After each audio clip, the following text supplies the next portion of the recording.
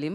All the very best. And ఇప్పుడు ఆలస్యం చేయకుండా నేను ఎస్కేఎన్ గారికి ఇచ్చేద్దాం అనుకున్నా. దానికంటే ముందు మీరు మాట్లాడే ముందు మీరు ఇచ్చే ఇంట్రడక్షన్ భయం వేస్తుంది. నేను ఇవ్వట్లేదు, అందుకే ఇంట్రడక్షన్తో ఈ స్పెట్స్ వల్ల నాకు ఏమన్నా క్వశ్చన్ వస్తుంది లోపల, ఎందుకు లోపల సన్ గ్లాసెస్ అని ఒక పెద్ద డౌట్ ఇందాక ఉంది. వస్తుంటే టీవీలో ఇప్పుడు కోవిడ్ ఏదో రాబోతుంది, మాస్క్లు వాడాలనండి. టైంకి మాస్క్ దొరకలేదు, స్పెట్స్ దొరికి ఓకే ముక్కుని ఎలాగ సేవ్ చేసుకున్నాం, కళ్ళనైనా కొద్దిగా సేవ్ చేసుకుందామని స్పెట్స్ పెట్టుకోవచ్చు. ఓకే, కరోనా రాదు కళ్ళకి కళ్ళజోడు పెట్టుకుంటే అని చెప్పిన ఎస్కేఎన్ గారు. థ్యాంక్ యూ అండి.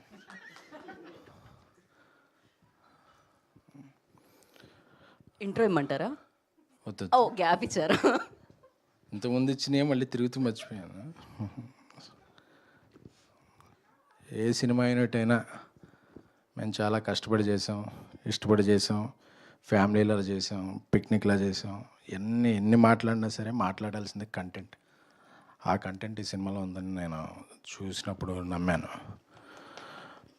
సో అమర్ గారికి, అలాగే ఎంసీ రాజు గారు నిర్మాత, ఆయన మన మధ్య లేరు అంటే అమెరికాలో ఉన్నారు, యూఎస్లో ఉన్నారు, బహుశా అలాగే చూస్తుండొచ్చు ఆయన.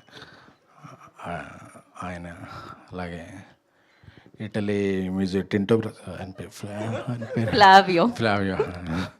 మనకి తెలిసిన హాలీవుడ్ పేర్లు తక్కువ కాబట్టి ఫ్లావియో అంట.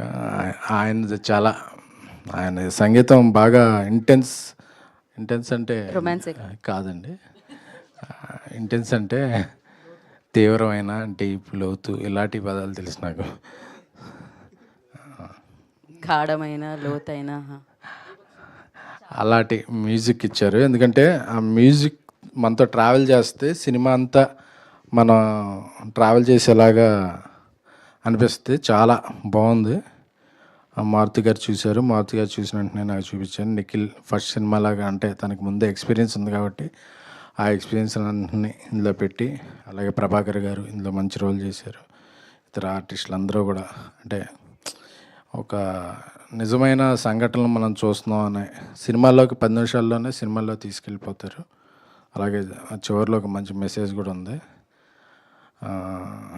మెసేజ్ ముందు చాలా ఇంటెన్స్ హారర్ సీన్స్ మనల్ని ఎంటర్టైన్ చేస్తే, థ్రిల్ గురి చేస్తే. ఎందుకంటే కాస్టింగ్ అడగనే జానర్ ఏదన్నా ఉందంటే అది హారరే వరల్డ్లో. సో అందుకే many talent people choose horror genre to tell their stories effectively.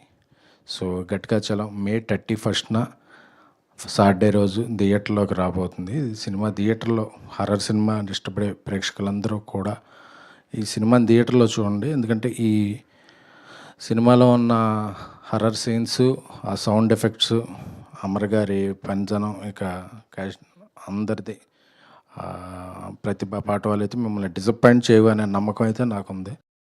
2 a.m.